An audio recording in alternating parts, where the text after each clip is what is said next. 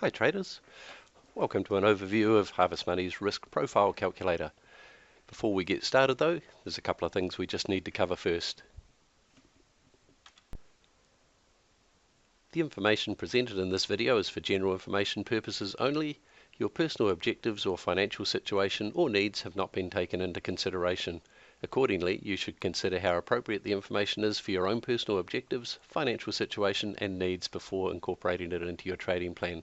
By assessing this video, you're deemed to have read and understood this disclaimer. If you need a little bit more time, push pause on your video. Remember, past performance of this product should not be taken as an indication of future performance. Caution should be exercised in assessing past performance. This product, like all other financial products, is subject to market forces and unpredictable events that may adversely affect future performance. Remember, there's a risk of gaining money every time you take a trade, but there's also a risk of losing money every time you take a trade. We are trading futures utilizing margin. Margin is defined as the trading of securities with borrowed money from a broker. This has the effect of allowing you to trade a larger position in the market than you would otherwise trade based on your account balance. This has the potential effect of magnifying any profit you make from the trade, as well as the potential effect of magnifying any loss you make on the trade. This is why the term high level of risk is used to describe futures trading. A degree of leverage can work against you as well as for you. Before deciding to invest in any futures trading products, you should carefully consider your investment objectives, level of experience, and risk appetite. The possibility exists that you could sustain a loss of some or all of your initial investment, and therefore you should not invest money that you cannot afford to lose. You should be aware of all risks associated with futures trading and seek advice from an independent financial advisor if you have any doubts. Now it's time to have a look at our risk profile calculator. You'll notice up the top here, the first question it's asking is what market you're going to trade. If we pull the dialog box down, you can see we've got a selection here. Most of us in New Zealand are trading the S&P 500. If we select that, we can see it automatically sets the tick value and the calculator does the rest of the calculations to where the presets are. If you're trading a different market, let's just say gold, it'll go to $10 a tick. And likewise, if you go down to one of the European markets like the FDAX, the calculator is doing an internal currency calculation there, so the result is still coming out in the US dollars.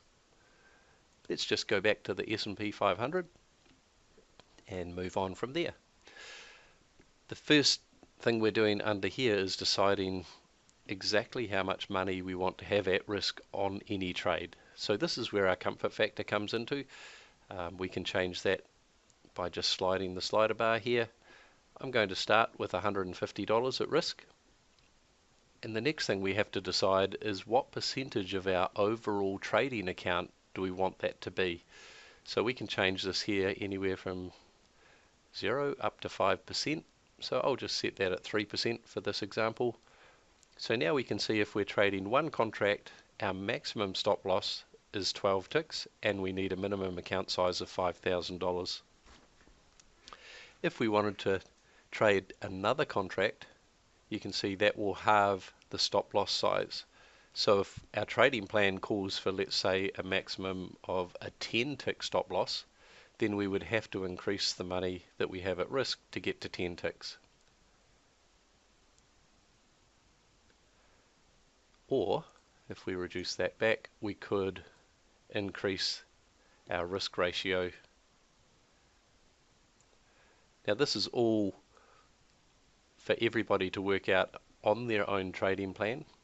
The most important thing is to select what percentage you want at risk of your entire trading account. Once you've set that, you shouldn't be moving that one around.